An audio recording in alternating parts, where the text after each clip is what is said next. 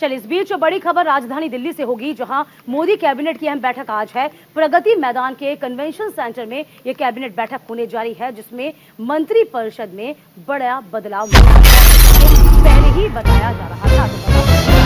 Cabinet बैठक बेहद खास है। बैठक से पहले ही सियासी गलियारों में केंद्र सरकार और बीजेपी संगठन में बदलाव की अटकलें तेज हो गई हैं। इधर महाराष्ट्र में हुए सियासी फेरबदल के बाद आज की मोदी कैबिनेट की बैठक में बहुत खास होने की संभावना जाहिर की जा रही है। तो लोकसभा चुनाव नजदीक है, उसी को लेकर आपको बता दें कि मंत्री परिषद में बदलाव के बड़े संकेत मिल रहे हैं और इसी के साथ साथ आपको बता दें कि सत्ता और संगठन में एक बड़ा फेरबदल देखने को मिल सकता है। प्रगति मैदान का जो कन्वेंशन सेंटर है, वहां पर मंत्री परिषद में बड़े बदलाव के संकेत मिलते नजर आ रहे हैं।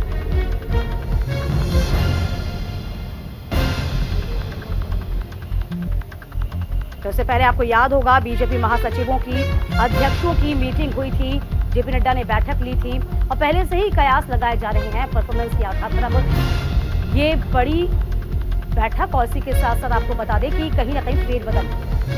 दीपक चौधरी से पूरी खबर पर नजर बनाए हुए हैं। दीपक, देखिए, मंत्री परिषद में बदलाव के संकेत मिल रहे हैं। सूत्र क्या कह रहे हैं, किस तरह के संकेत हो सकते हैं, ये किस तरह के बदलाव हो सकते हैं? ये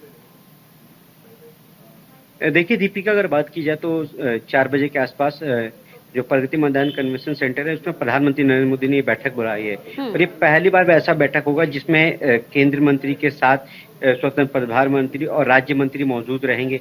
यानी कि कहीं ना कहीं एक मैसेज दिया जाएगा और जो मंत्री है उनसे रिपोर्ट कार्ड ली जाएगी कि आखिर आपने अभी तक क्या क्या काम किया है। हालांकि अगर फेरबदल की बात की जाए तो फेरबदल में देखिए लगातार कम से कम 7 बार बैठक हो चुकी है। उस बैठक में गृह मंत्री अमित शाह, बीजेपी राष्ट्रीय अध्यक्ष जेपी नड्डा, संगठन महामंत्री बीएल संतोष और संघ की तरफ से अरुण कुमार मौजूद थे। हालांकि अब बस ये देखना है कि कौन से ऐसे मंत्री होंगे जिनका रिपोर्ट कार्ड खराब है, कौन से मंत्री होंगे जिनको बाहर का रास्ता दिखाया जाएगा। साथ ही अगर बात की जाए तो संगठन, बीजेपी संगठन में भी जल्दी फेरबदल की आशंका है। उसमें कई महासचिवों को इस बार छुट्टी कर दी जाएगी। अगर बात की जाए तो उसके बाद कई राज्यों के जो प्रभारी हैं, चुनाव प्रभारी, उनको चेंज किया जाएगा। तो इस पे बैठक आज बहुत महत्वपूर्ण है। जब ये 4 बजे बैठक होगी, उसके बाद देखना होगा कि कौन कौन से मंत्री। हालांकि देखिए, अगर बात की जाए तो हमारे पास जो खबर है वो ये है कि जो राष्ट्रपति है आज से 7 तारीख तक वो कर्नाटक दौरे पे हैं। तो हो सकता है कि आज शाम को या फिर 7 तारीख के बाद ही कैबिनेट विस्तार को लेकर कुछ बड़ी खबर आ सके। पर आज जब बैठक होगी उसमें देखना होगा कि कौन कौन से मंत्री जब पहुंचेंगे तो उनका रिपोर्ट कार्ड क्या रहेगा। दीपिका, बिल्कुल, देखिए, ऐसा कहा जा रहा है कि जो बड़े चेहरे हैं उनको भी यहाँ पे तवज्जो दी सकती है, ऐसी खबरें। जी बिल्कुल, बिल्कुल दीपिका, जो पहले जो संगठन के माहिर खिलाड़ी हैं, जो पहले संगठन में थे उसके बाद वो सरकार में गए हैं, तो कयास ये भी लगाया जा रहा है कि जो केंद्र कैबिनेट के जो बड़े चेहरे हैं, जो संगठन में थे उसके बाद संगठन से बाहर गए हैं, सरकार में गए हैं, उनको इस बार फिर से दोबारा उनको अगर बात की जाए तो संगठन में लाया जाएगा। हालांकि अगर बात की जाए तो कई ऐसे राज्यसभा हैं, चाहे वो पीयूष गोयल हो, धर्मेंद्र प्रधान हो, अश्विनी वैष्णव हो या फिर कई ऐसे मंत्री हरदीप सिंह पुरी हो, जो राज्यसभा के हैं, जो जिनका 2 टर्म पूरा हो गया है, उनको इस बार लोकसभा लड़ाने की पार्टी योजना बना रही है कि अब ये लोकसभा में जाएंगे। हालांकि प्रधानमंत्री नरेंद्र मोदी ने कई मंचों से कहा है कि जो राज्यसभा के जो मेंबर हैं अब वो अपने क्षेत्र पर ध्यान दें और अब उनको भी चुनाव लड़ना पड़ेगा।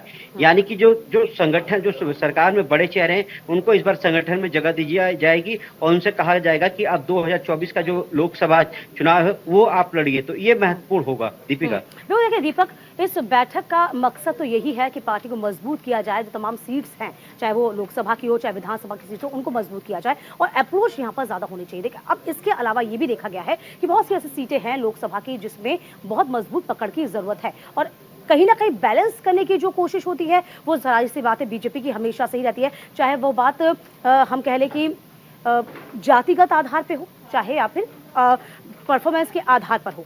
यहाँ पर इन दोनों चीजों का ख्याल रखा जाएगा क्या? जी देखिए, अगर बात की जाए पार्टी की या फिर केंद्र की, तो सोशल इंजीनियरिंग का बहुत ख्याल रखते हैं प्रधानमंत्री। कास्ट वाइज अगर बात की जाए तो कौन से कास्ट से कौन से बड़े नेता हैं जिनको लिया जा सकता है, इन सब पे चर्चा होती है। उसके बाद उस पर आखिरी मोहर लगती है। तो जाहिर सी बात है कि ये पूरा ध्यान रखा जाएगा, क्योंकि देखिए अगर बात की जाए तो चाहे वो छत्तीसगढ़ हो, मध्य प्रदेश हो, राजस्थान हो, ऐसे कई जो राज्य हैं जिनमें इसी साल विधानसभा चुनाव होने, उन पे ज्यादा फोकस रहेगा। उसके बाद 2024 को लेकर रणनीति बनाई जाएगी, कैसे चुनाव लड़ा जाएगा। क्योंकि हालांकि देखिए जिस तरीके से कल महाराष्ट्र की जो घटना है उसके बाद अगर बात की जाए तो कई बिहार की ले लीजिए कि बिहार में भी लगातार गठबंधन को लेकर एक कयास लगाए जा रहे हैं। हालांकि अगर बात की जाए तो बीजेपी ने अभी तक देखिए प्रधानमंत्री नरेंद्र मोदी जब मेरा बूथ सबसे मजबूत जब प्रोग्राम में थे, उन्होंने सभी पार्टियों पे विपक्ष पे कड़ा प्रहार किया, पर उन्होंने नीतीश कुमार की पार्टी के खिलाफ कुछ नहीं बोला। तो कहीं ना कहीं जो ये दूरियां हैं ये हो सकता है कि कम हो जाए। उसके बाद अगर अकाली दल जो है वो अकाली दल को साथ लाया जा सकता है। जो पुराने प्रधानमंत्री ने कई बार कहा है कि जो पुराने जो हमारे एनडीए के जो गठबंधन के जो साथी हैं उनको साथ लाना चाहिए, क्योंकि अगर गठबंधन साथ है तो हम 2024 बहुत अच्छा जीतेंगे। तो जाहिर सी बात है कि उसका भी बिल्कुल ध्यान रखा जाएगा कि जो जो क्षेत्रीय पार्टी हैं जो पहले एनडीए में शामिल थी उनको पार्टी में लाया जाए और उनको कैबिनेट में जगह दी जाएगी, चाहे वो बिल्कुल रूठों को मनाने की कवायद हो, क्योंकि विपक्षी एकता को धार मिलती नजर आ रही है। हालांकि महाराष्ट्र के मामले में थोड़ा सा विपक्ष बैकफुट पर अभी नजर आ रहा है। आप आगे मेरे साथ बने रहिएगा। फिलहाल आपका बहुत शुक्रिया दीपक। इधर